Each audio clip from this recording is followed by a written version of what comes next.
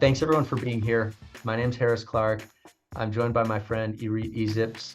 We are going to talk about customer success, how to scale it, how to think about it.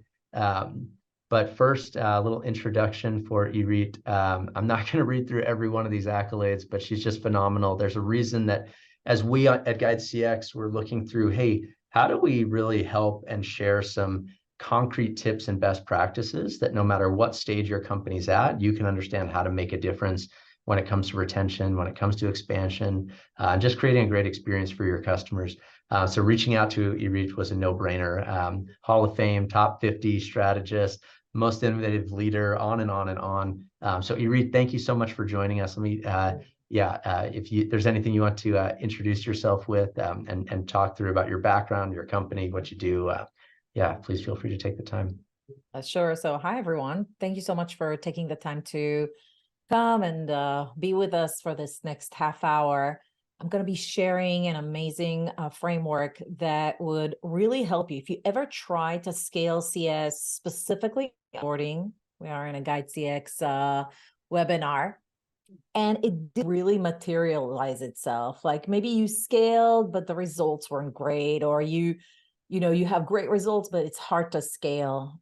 Today, I'm going to share the model of how you should approach scaling in general in a way that not only accelerates the manner in which you can address a lot more companies at the same time, but also gets them to results a lot faster.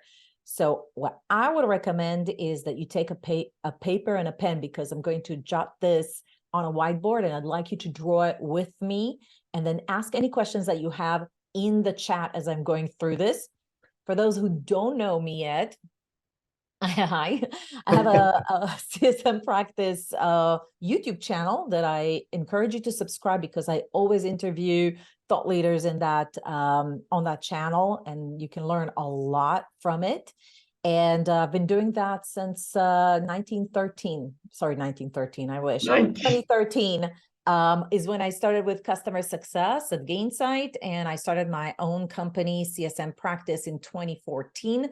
One of the first customer success consulting companies in the world. And recently, I started a program that specializes in getting anybody that works in a technology company, any technology firm, whether you provide services around technology or software technology, that wants to get their onboarding better. You're welcome to join that program. And it takes about 3 months to really make a big impact, and you're going to start seeing results really quickly. So if you wanted to get some help at the end of the webinar and you say, oh, this model looks great, I want to do this, and you want, some brown-eyed, black-haired, nice person to help you with this, let me know at the end of the webinar. I'd be more than happy to help you with it. Well, thanks. Yeah, thanks so much. And the chat is already blown up with a few people talking about how they're huge fans of yours. So, and I am as well. As we've gotten to know each other, Irit and I, we're catching up a little bit. And before we dive into the content, I'd love to take a minute to talk through I guess something that's going on in the world and give time back to you here, Irit. We learned that. So Irit, where are you from? Where did you grow up? Yeah, so thank you. Some of you already know I grew up in Tel Aviv, Israel. I have a lot of family right now in the middle of the world crisis around war crimes and atrocities. Regardless of your position around the political situation there, I think we can all rally up around what is happening to the children and the women and the elderly being kidnapped, raped, murdered. It's been a very trying weekend for me, for sure. Yeah, and I wanted to thank you for joining us. I know as we've been preparing for this, we talked through. My grandfather lived in Tel Aviv for years, and it takes a lot to press forward. And I can't thank you enough for joining us and being here to just share your light with everyone, not only with what you know on the practical side and everything we're about to dive into, but your example. It means a lot. Thank you. I mean, one of the reasons I didn't cancel it, even though I was absolutely in grief and outside of my mind in the last few days, is to, there's a message here of humanity, of course, but if any of you are working or have neighbors or people that you know that might have relatives in Israel, they're probably as out of minds as I am right now in these days. Please reach out to them, speak out about, human rights, and there's a way to resolve conflicts and political situations, and definitely not it. In terms of donations, I gotta say, I'm hesitant to say where to donate because we've seen some, I don't know, catfish is the right word, but there's like some that are not great. So I would say the best way that you can help is to speak out on social media against these atrocities and just help us feel like we're not alone. And I think that's the best you can do right now, unless you know like a really reliable link to donate.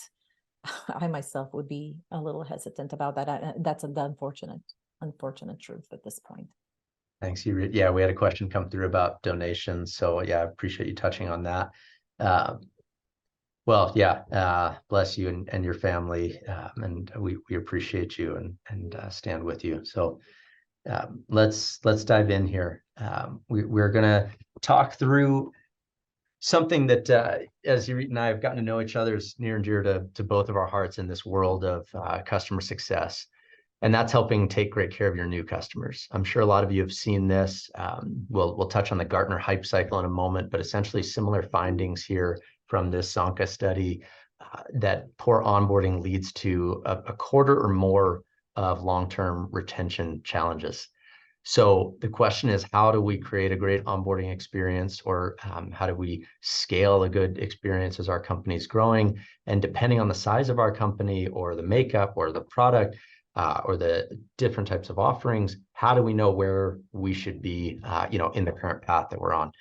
But just before I turn it over to Irit to start whiteboarding and really unveil kind of this new framework, this is what we're in the business of, right? As we're talking today, keep this in mind. You've got, by definition, if you've got a new customer, they went through a successful sales cycle, right? I think we can all agree on that. So they come to this peak of excitement where they're through the front door, they're excited to get working with you.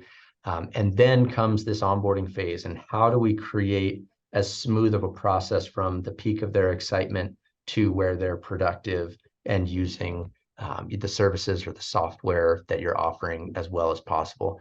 And a lot of questions that we've been getting, both from customers who wish they'd been onboarded better. We ran a huge study and found that 90% of companies wish that their vendor had done a better job getting them up and running. But then also from companies who are thinking, hey, I'm at this stage or that stage, and I'm not sure how to structure my team. I'm not sure how to think about how to create the exact right experience for the customer based on the resources that I have.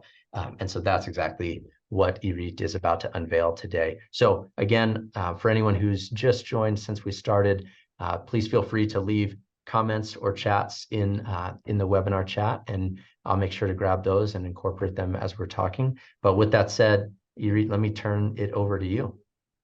All right. Well, if we think about onboarding, and some of the challenges that you showed are very valid.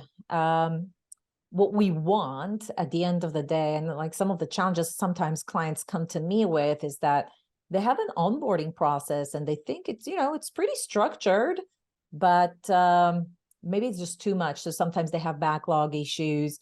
Customers think that the onboarding starts as soon as they close the deal, but actually it takes a while before we really get them started. And so the longer they wait, the more issues from a customer experience standpoint are going to happen. Like the experience itself is distraught at that point, and now you need to get them back to trust you, to have a good experience with you, to build relationships, and it's really hard at that point. So I think sometimes there's something about that. And I know Donna Weber has a great book about onboarding that kind of treats these kind of specific issues. I'm just going to talk about an effective, an effective modality for customer success. And specifically, I'm going to choose onboarding as the phase where you apply this modality so that not only do we hit build a great customer experience for our customers, but we also get them to results a lot faster than what we usually do. And I'll talk about some of the sins that we've seen other companies that work with me do, where okay, we just want to feed them a lot of information, but they're not really, so they learned a lot, but they're not really getting to any specific results. Or we end the onboarding and they do adopt the solution, but they're thinking the return on investment or what you can do for them is this little, because you've never talked about the full ROI. And so their perceived value is still very low, to the point where you're actually at risk of commoditization after year one, because nobody ever talked to them about the full value. And so there's a few things that we want to consider when we're thinking about scalability in general. And like I said, I'm going to be full disclosure, I'm going to use the onboarding phase as an example of how to do this on an ongoing basis. So whether it's customer success in general or onboarding specifically, by the way, if you don't want me to focus on onboarding, if onboarding is not relevant, let me know in the chat below, like what would you have liked me to focus on? And but hopefully this would resonate regardless of the stage that you're in. So when you're just a small company or you're just starting with customer success, usually what happens is that we let the CSM or the TAM do the onboarding phase. And so it's a very kind of like, one-on-one experience at that point. Is it legitimate to have a CSM do the onboarding in a one-on-one capacity with each customer? I think the question is, when is it legitimate? I think yes, but when? When does it become like, all right, maybe it's too much? So in the first few clients that you have, you absolutely want to have all hands on deck, even if your MRR, their monthly recurring revenue, is a little lower, because your goal and your intent at this phase is to understand who is your ICP, what do they want, what are their outcomes, and really get to know and sort of like do a proof of concept, if you will, for not just onboarding, but for your company as well, so that you can dial in. I had a video with one of my guests, and she said that basically what would happen is that the sales team would sell to anybody because they didn't really have an ICP, and they would have some very large companies recruited at that point. Whereas, when they got them for onboarding under CS, it would be too much. They would almost like choke their resources, and they would demand these highly customized things. And only after a slew of customers, and I think it was like maybe even 1 or 2 years, where they said, you know what, it's not worth it. Let's just double down on one thing so that we can really be focused on what works for us. And then after that, think about how do we provide onboarding for other accounts. And so the CSMs actually had a video call to say, hey, before the deal is closed, especially if it's a very large one, is this the right fit for us? Is this something that we want to do? So at some point, when you end up having either too many clients and like it doesn't make any sense, and now you finished onboarding with a lot of clients and you feel like they actually need some more attention after onboarding, kind of want to do something else. You want to do a specialized specialized roles, right? So all of a sudden here, what you have is probably an onboarding team in addition to your CSMs. So the CSMs will take over, the handover after onboarding is complete, and you will have a specialized role here. And so how long can you do this for? For a very long time, actually. The only time that this might move over to something else is when you feel like you only cover a certain percentage of your accounts, and the larger enough percentage of your account cannot be still handled at one-on-one. You need to actually move it into another phase, which we call either group or certificate, or like online learning, if you will, and self-paced. So that's kind of like what you hope to get that in this situation. And this phase here is not necessarily applicable for all companies. If you're one of those companies that makes millions of dollars with only a handful of clients, you might still want to stay here. And this is really where you start having a very large, long tail of customers that make a significant amount of your revenues. So it might be like, when you just start, most of your customers are going to be high touch. And then maybe you'd add another layer of mid touch and high touch. And this is where you start getting the specialized role in an onboarding team. And when you have a large enough long tail that is a large percentage of your customers, or you have a business model that actually looks like this, most of your customers are going to be very small, like very small MRR, and only a handful are going to be a key account. This model would probably work better. But even if this is still your business model, I would still start with this approach. So if you're in here, this is the exact path that you would take in terms of resources, because at first you want to learn what happens, then you want to scale it with a specialized role, and then you definitely want to double click on self-service and group approach. Irit, can I ask if there's any questions? Yeah, questions coming through. So how, going back to the first phase where you've got your CSM handling everything from onboarding through renewal, what are some signs that it's time to graduate? Is there a certain revenue threshold or even workload balance that you try to keep in mind when you break that out? And then kind of same question for the next phase. What gates do you see or tests do you put people through to determine if they're ready for changing their org structure or their team responsibilities? Yeah, that's a good question. So thank you for asking that, whomever you are. Good job.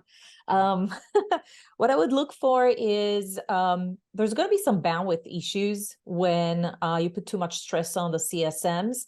You're going to see some bandwidth issues for sure. So if you have bandwidth issues as a CSM and you own onboarding and the post-onboarding phases, you're probably needing a specialized role at this point.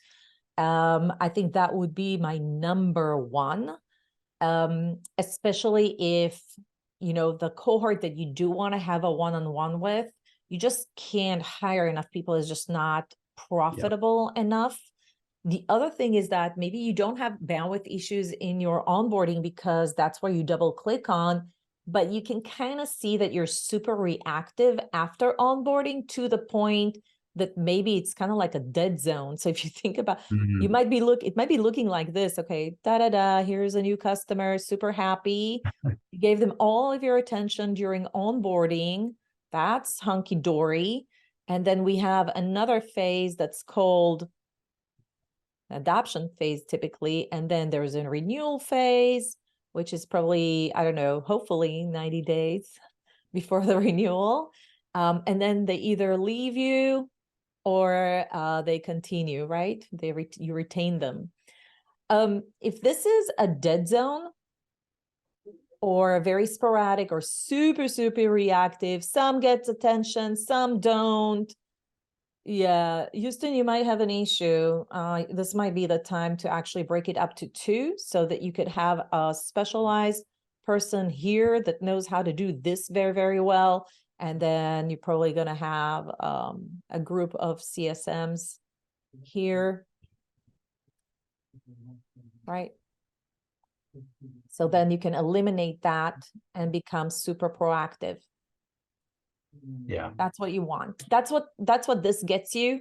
We haven't really talked about what we're going to do inside the onboarding to make it effective, but assuming everything is the same, this is where you would transition. Does this help? Did this answer all your? Yeah. Yep. Absolutely.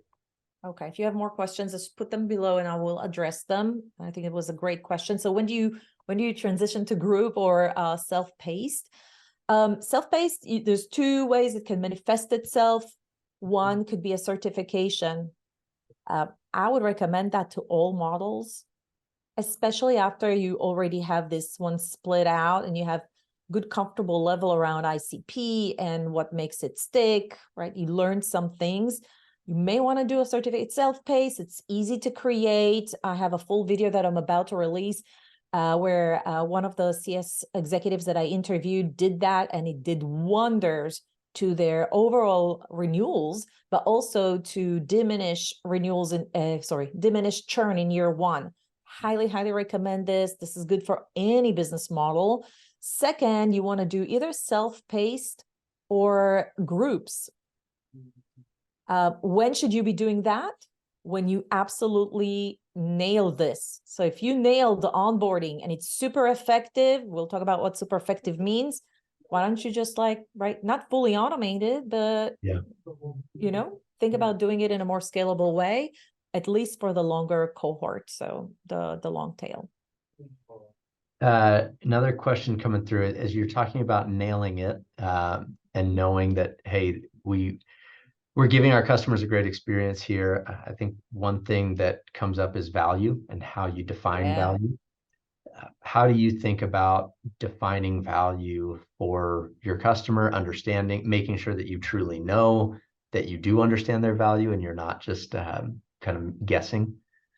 Okay, another great question. So one of the things about this model is that we don't just want to think about who do we put in place in order to scale.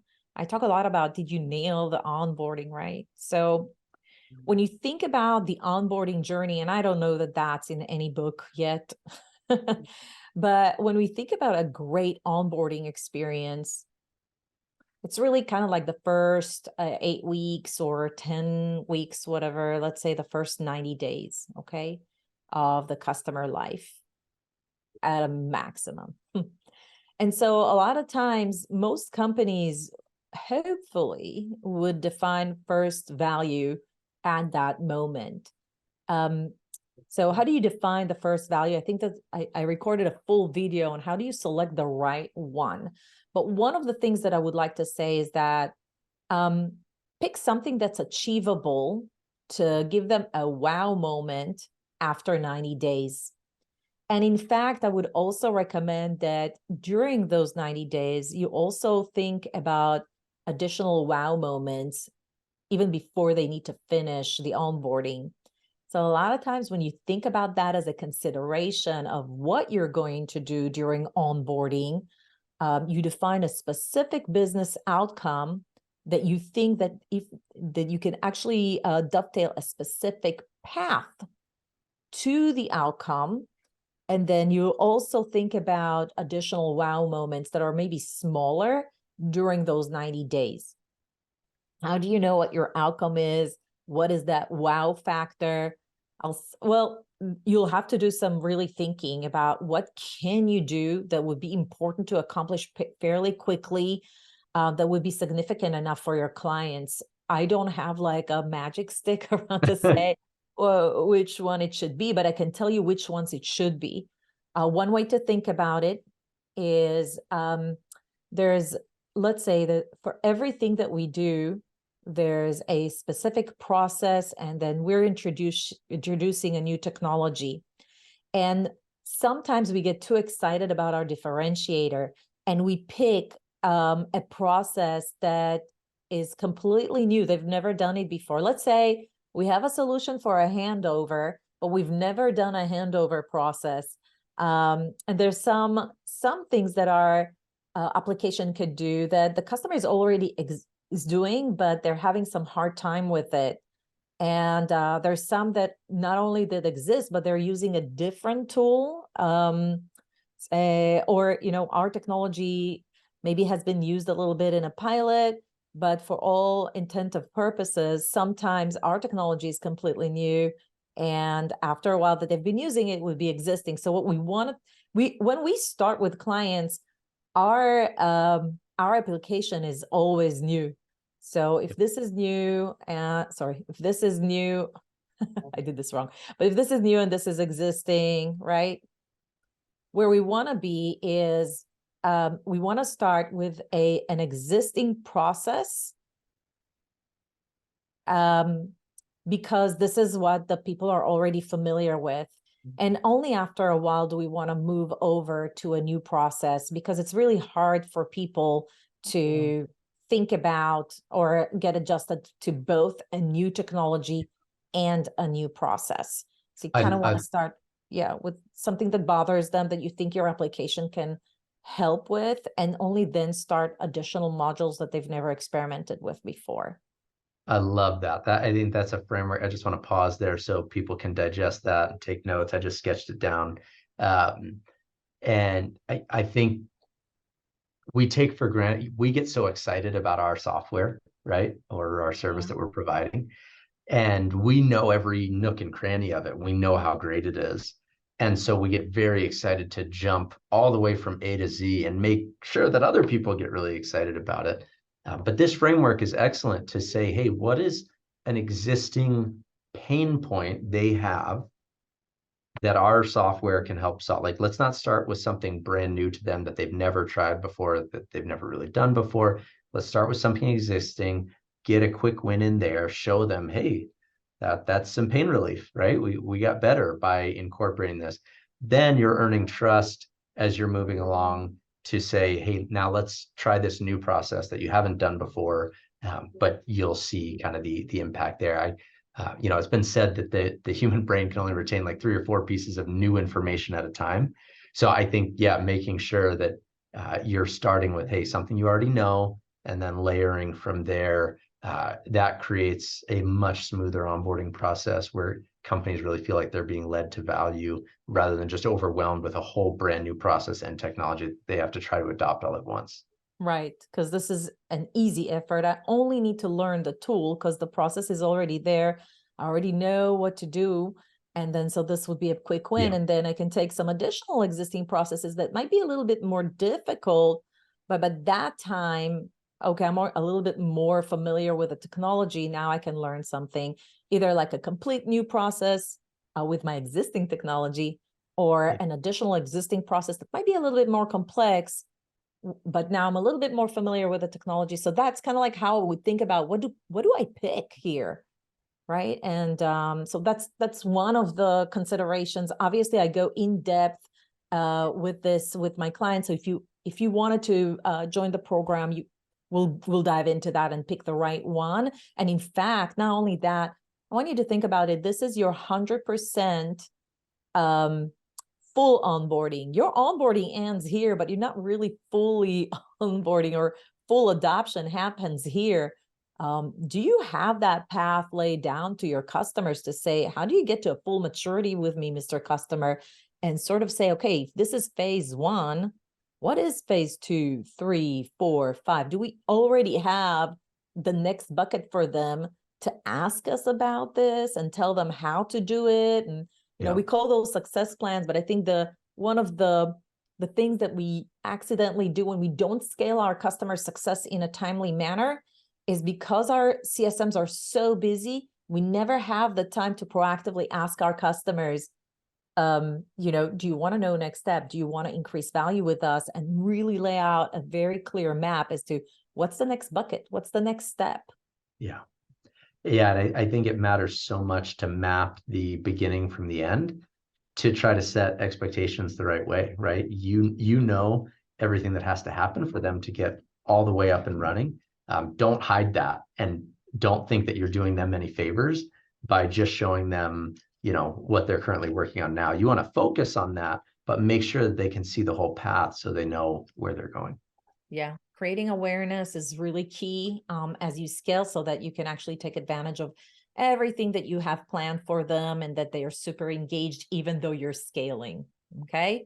And that actually will allow you to scale. If you have a really clear path, I think it's one of the things that help actually CS teams scale, because there's less sporadic behaviors with team, with clients. Clients don't demand overly demand from you, and it's easier to create a trusted advisor relationship with the client like that. So the 2 things that I highly recommend thinking about as you develop this approach is, what is your modality? What are the things that you're going to do, and be very prescriptive about, by the way, when you're doing it, to one, create the right experience for them, right? I think Lincoln Murphy dubbed this as the appropriate experience. We talked about, having backlog issues and things like that. So we need to think about the structure to create the right experience. We want to be very explicit about what is the outcome that we're going to drive in the first 90 days instead of completely opening it up for clients. Granted, there's going to be some businesses where this is going to be very difficult, but I think even with that, you can phase your approach to make sure that you at least hone in on an existing process that's not too complicated with a specific cohort so that you can get them to success. Again, our goal is to get some wow moment as quickly as possible.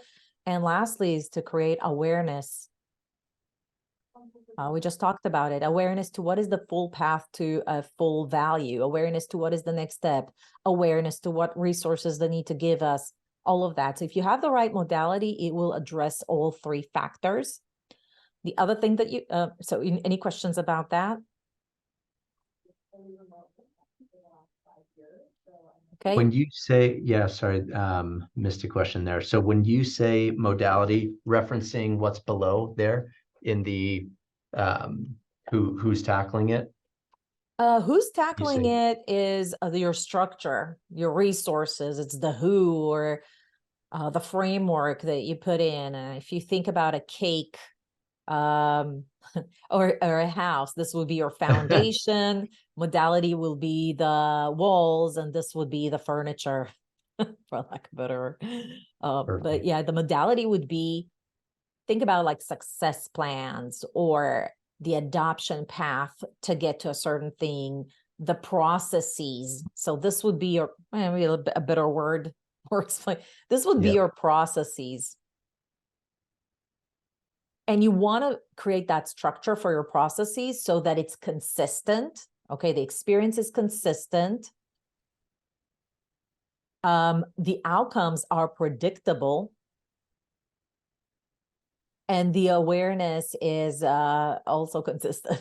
Like the awareness is actually there. And I think this is the thing that I would say most don't pay enough attention to. If they create awareness, they just align expectations with clients around the onboarding phase, but they don't align expectation to what the full journey looks like. And I encourage you, if you don't have that in your slide deck for your onboarding, your kickoff or checkup points, please create this kind of slide to really help them understand what are the phases. One of the tools that I teach my clients how to do is creating a maturity model. It's one of the things that we can leverage in order to create that. There's some mistakes that people do even when they create that path. I'll talk about it later. I can give you an example, but just wanted to touch base on the other. So besides processes and having the right people do the right thing at the right time, and then with the other factor is technology. So here I also see a lot of mistakes that are being made. Some people think, oh, technology, I don't need that until my company is really scaled. If I only have one CSM doing onboarding, I might not need it. So I want to cry wolf here and say, at this day and age, you should be arming, even if you have one CSM doing all of that, at the very least, for productivity purposes, you should have AI tools. So the things that I think about are like, what kind of technology should we have? I want to think about two factors or three. One is productivity. And so productivity would change based on the stage you're here. Here, you would use maybe like the AI solutions. Here, you would use something like GUIDEcx. You will start tracking, what milestones in the onboarding are there, creating alerts when a new deal is signed, right? So that you could see how people are going through your onboarding phase. And so if something is not working, you're not getting to a renewal rate in year one that you feel you're comfortable with, it might be buried in the onboarding process. If the onboarding process is not really dialed in, you might not know what's going on. So it's very important to start leveraging a solution if you already have structured processes to really have visibility to what's going on, so you could have data-driven decisions as you go through. And of course, if you want to expand the percentage of customers that you touch as your company grows and it's not viable, to hire more onboarding specialists or more CSMs, kind of want to start doubling down on self-paced. So here is where you might be investing in LMS or community portal or customer portals, so that your customers don't have to meet with your people in order to make progress. If your customers could snap their fingers and get it all installed and done without waiting for anybody, without burning hours upon hours meeting with folks from your organization, they would absolutely love that. So the sooner you feel like this could be beneficial for them, the better. Another aspect, by the way, in doing groups is that they don't do these onboarding by themselves. You can put up a Slack channel and have everybody onboarded at the same time. And so all of a sudden they have a community that they can rely on instead of just relying on your CSM or your onboarding specialist. So productivity is a real key. The other thing that you want to think about when you're selecting a software to augment technology is obviously for efficacy, which is where I feel like companies like GUIDEcx come here. They do both productivity and efficacy. And then for scalability and outreach, of course, we have these, but then if you also think about awareness, you can actually start leveraging customer marketing so that they understand the full value and we can communicate with them during their onboarding phase with emails and in-app messages, etc. So that's in a nutshell what this model is about. And I'll open it to questions. Yeah. Yeah, it's powerful here. So another one that's coming in. So when you on the top of your model there with consistent experience, predictable outcomes, awareness, is there, how can you assess yourself on each one of those? So if, you know, listening to this webinar and for everyone to take home, how can I know, hey, am I providing predictable enough outcomes? I love what you said, like, does your customer need to meet with you in order to make progress? If they do, not a great sign. Like, you've got to try to elevate that experience for them, let them get a little more self-paced, I think, no matter where you're at in the process. But yeah, what are your thoughts on that? Yeah, I think that's a great question. So let's talk about what you will see if you need one of those, if you match it or not. Obviously, here everybody would do whatever. So to each his own kind of thing, right? Maybe every one of your CSMs or your onboarding specialists doesn't really consistently approach onboarding in the same way. And so you might have had planned a great onboarding path, but if they're not following it, you just know that some customers are going to emerge out of onboarding and starting to have an adoption, and some of them don't. So you might want to look at, first of all, what is the onboarding survey looks like? Are all customers satisfied and happy from that experience? What is the adoption level after onboarding? Does it fluctuate a lot based on who delivered it? Or is it pretty consistent? Those would give you kind of like a sense, is it consistent or not? I had a client that had 3 different products with 3 different teams. And one team called it implementation, the other one called it onboarding, and the third one called that experience on-ramp. It was handover and handoff. Like, even the language wasn't consistent. So if you were a customer using both products with the same company, it wasn't a consistent experience. It was almost like you bought it from 2 different companies. So consistency is not just a result, it's also an experience, and language is very, very important. So that's on that. Predictive. Like I said, you know, at the end of the day, what is the first value delivered? Is it pretty consistent? Are we fluctuating with this a lot? Are we relying on the customers to tell us what it should be? Or are we pretty is it really something that we lay out the path? Hey, this is what we recommend. Do you have a recommendation? If you don't, you probably don't have predictability. And then even if you did define the outcomes and you define the path to get there, are you getting there consistently? If not, probably the path is either missing something or has too much. One of the sins of onboarding is that we completely overwhelm clients.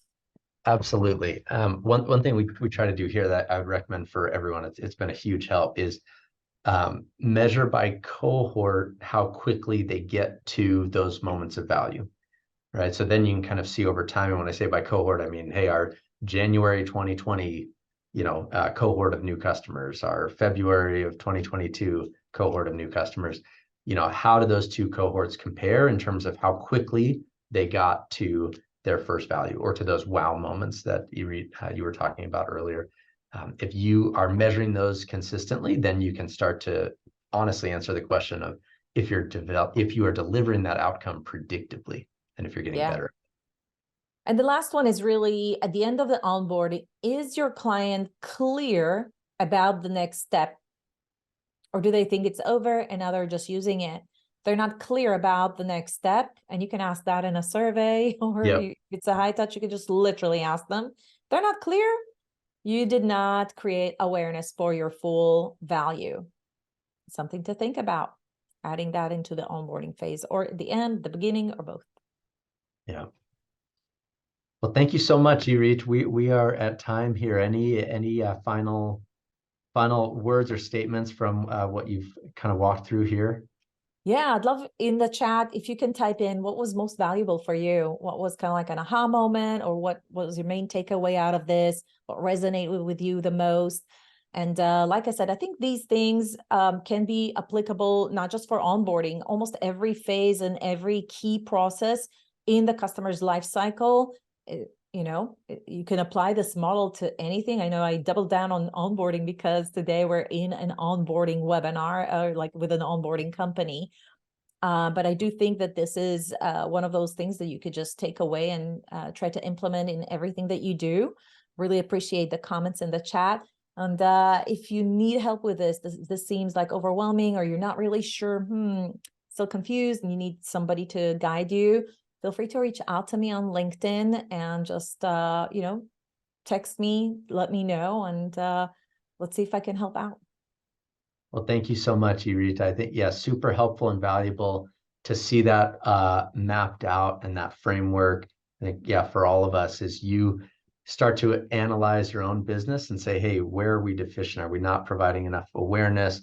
Are we creating this dead zone that you talked about between onboarding and the renewal? Like those are moments, those are signals to you to scale. And scaling doesn't have to mean with people. It can mean with technology, these AI tools that you talked about, things that can support your team, help make them more productive, create a better experience for your customers. And at the end of the day, that's what this is about. The better the experience you create, the more references you'll get, the better time you'll have with expansions and renewals and all that. So again, thanks everyone so much.